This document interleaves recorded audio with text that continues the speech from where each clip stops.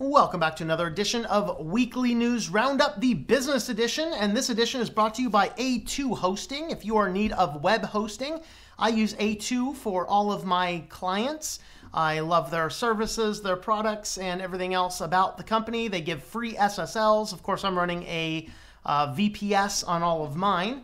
And you can get a lot of good services, starting with shared hosting as low as $4 per month on your first year, up to $8 a month every year thereafter. And then they go up even higher from there, depending on what you need. The services are really great, very snappy. I use them for all my different things, including my websites. My Nextcloud is hosted on them, and there's a few other services out there as well. So definitely have a look at A2 Hosting if you are in need of a website, tlm.li/A2H. And on to the business news. So first, in the business news, Elon Musk might be held in contempt of court over Tesla tweet. Can we just throw this lunatic in jail already? I mean, really, he doesn't care about our laws. He cares about our laws, I think, less than the Chinese government cares about our laws. Okay, now, to recap this is a guy who totally screwed with the public stock price, which does impact all of us if we are on stock market, if we're on mutual funds or things like this. He messed with everybody's stock price by tweeting out information which was completely illegal. They decided to give him a break. I don't think they should have, but they decided to give him a break. He's now supposed to monetize or authorize all of his tweets that relate to the company. And he's just basically sat here and whined and cried and all this kind of stuff ever since and didn't really care. He's taken a lot of hits at them, telling them that how much he doesn't really like them.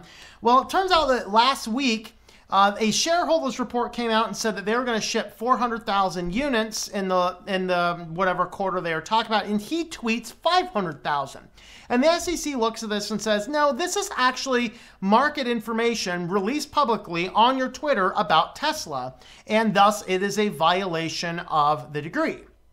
Let me tell you something, people. If it were just any one of us random people did the very things Elon Musk would be doing, we'd already be sitting in a jail cell. Let's stop giving this moron his time of day and just throw him in jail, lock him up. He keeps manipulating the stock charts with his Twitter account.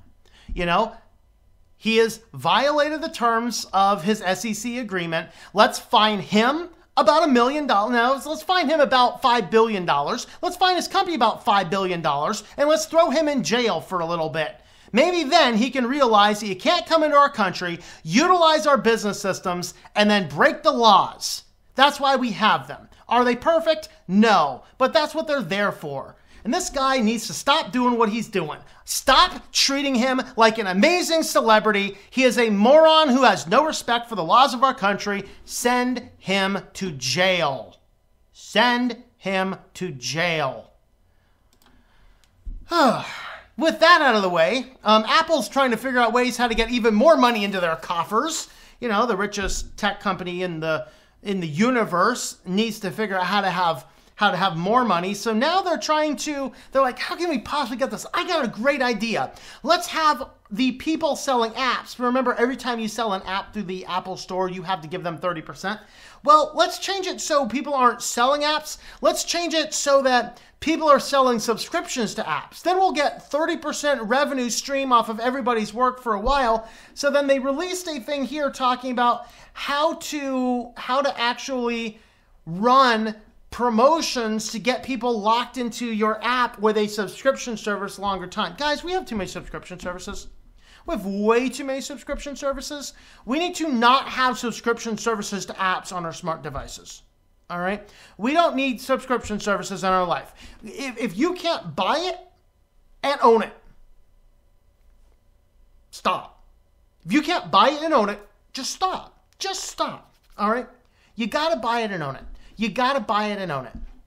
All right, so with this, what we're looking at here is they're basically telling people, hey, give them 3 different types of tiers. One of them is the free, give them a 30-day free trial with a standard renewal price of $4.99 a month, or pay as you go. Customers pay a promotional price for each billing for the selected duration. For example, $1.99 per month for 3 months, and then the standard renewal of $10 a month after that. This is, oh my Lord, this is just getting crazy. The whole world's getting crazy right now. This is kind of crazy. This is nutsoid. This really is nutsoid. But Apple's figuring out how to make even more. It's like, we got to figure out how to get our revenue back because we lost too much money because people opted to upgrade their battery rather than spending another $1,500 on a new phone. We can't figure it out. The already stretched American landscape's not spending $1,500 on new phones. Man, I gotta give up extra yachts. I gotta give up more yachts. Oh, lordy. This company's got enough already. Do we really have to support them more? I don't know. Is this good news or bad news? The verdict is still out. So there's a company called Scroll. Their objective is not unlike the Brave browser. They want to cause kind of an upset in the ad marketing. Now, these guys are actually approaching it with a more integrated model. I still wouldn't use it, but again, Mozilla, what are you doing? Mozilla's teaming up with these guys now, trying to push their services. So the idea here is that instead of going to a news site and getting bombarded with ads, you get this service, which is like a $5 a month subscription service to Scroll, and then it kind of works sort of the same way Brave is. In fact, I'm wondering, is this owned by the same company? I don't know. Didn't look into it that far. But you pay them a monthly subscription fee, and then as you're on the internet, if you have the Scroll account, you will have an ad-free experience on the website, so you won't get bombarded by ads. It'll probably be a little bit better. And then, of course, the company is then going to share money with the content purveyor based upon the number of visits that people were on that site. And so it's actually an intriguing model, definitely better than what Brave's doing, because I think Brave is they don't have the integrity in how they're doing it, in my opinion. Is all their marketing's like, we are a security and privacy browser, but that's actually not what was in the founding documents of their company. That's one of the reasons I'm not a fan of the Brave browser. But these guys are, at least they're having a lot of integrity. So Mozilla is partnering up with Scroll to test this type of model, I guess offering deals to people to select Mozilla users. The fact is, and this is an interesting question because it's an important question we have to ask, because we're in this world where I don't mind going to a website and seeing ads. But I do mind going to a website and having my entire experience on the website become a dumpster fire because there's pop-up videos in the middle and auto-playing crap and then scrolly things and it's like, my lord, people, can we just stop? Can we stop already? Just stop and go back to the days when we had simple ads on a site. I don't mind seeing ads on your website. You put them in the sidebar, put them in the header, put them in the footer, maybe partway through the article, but when you're destroying my experience and then wonder why I put an ad blocker on my website, or have you lost your ever-loving mind? I'm losing my ever-loving mind, can't you tell? All right, I'm not opposed to ads on the internet. I'd rather have ads on the internet than pay a $5 a month subscription service, but I like to visit your website and not have a horrible experience of crap all over your site and auto-playing videos, and the ads are taking 7 billion times the bandwidth of your text. For the love of God. For the love of God, come on. Have a little bit of integrity. And if you didn't have such bad ad placement on your websites, people wouldn't be running ad blockers as much. And there's another site, I pull a lot of my fonts off it. It's called Font Squirrel. I'm like, you know what? I use Font Squirrel a lot. I went into an ad blocker on my development computer. I run an ad blocker. I turned off the ad blocker for Font Squirrel, and it crashed my browser because they run so much crap. So I went back and turned the ad blocker back on. Hey man, I wanted to give you the benefit of the doubt and give you some ads, but for the love, I couldn't. You crashed my browser. I have 4 processing cores and 8 gigs of RAM, and you crashed my browser because you're stupid.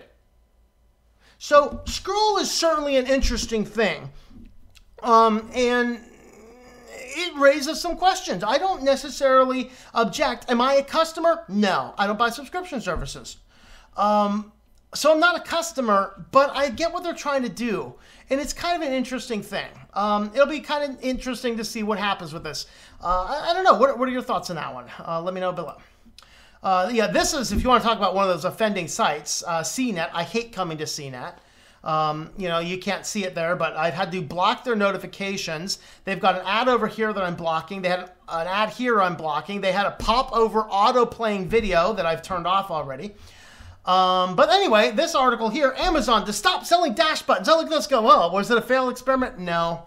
No, sadly, it's far worse than Amazon just stopped selling dash buttons. Their reason is, well, the device buys the stuff for you, and you always have the Alexa. So, you know, you're in the middle of stuff here, and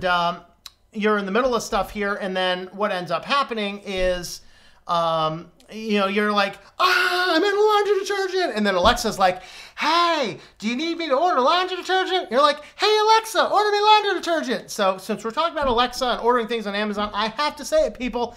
Hey, Alexa, order unicorn meat. Confirm. All right. So with that being said, they're not taking these dash buttons out because they were a failure. They're taking the dash buttons out because your Amazon Alexa device can order things for you just by talking to it, and then your devices do.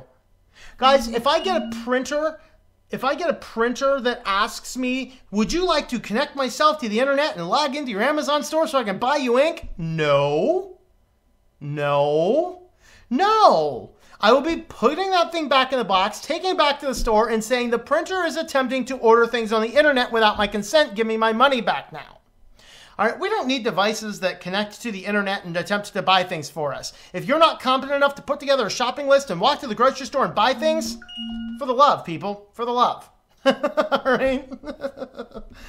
So, but that being said, Amazon dash buttons are being discontinued. I think as of next month, I forget when they're getting discontinued exactly. I think they said they will still work for a while as long as people are using them, but if you have that dash button, go ahead and spam that dash button a few more times. Get your extra macaroni and cheese because they are going away.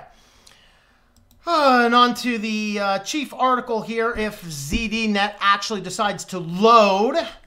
Talk about... Dude, the site was loaded earlier. What are you doing? Anyway, Coinhive is closing down.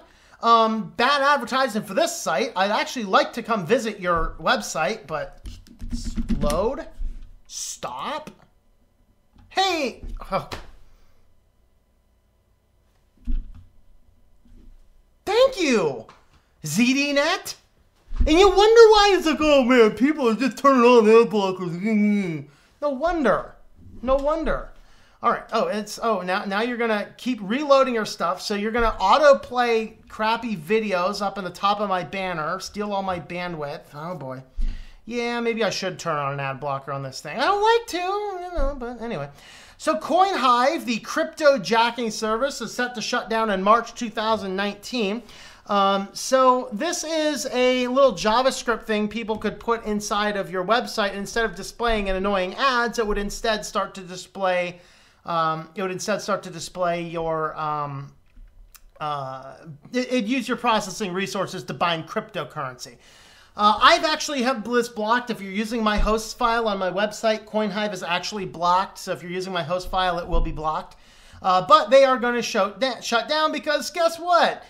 People are using it all over the place for malware abuse and constant abuse of the system. So they're shutting it down. Surprise, surprise, surprise. So I guess that's kind of a win for us because we just didn't need this kind of stuff going on. I don't know. What's your thoughts on Coinhive? Is that a good alternative? Is Scroll a better alternative? I'm going to pay a $5 monthly service to not have to have this crap? Or would you like to have something like Coinhive that sits on the back of your browser and uses your processor to mine Bitcoin? Let me know what you think in the comments down below.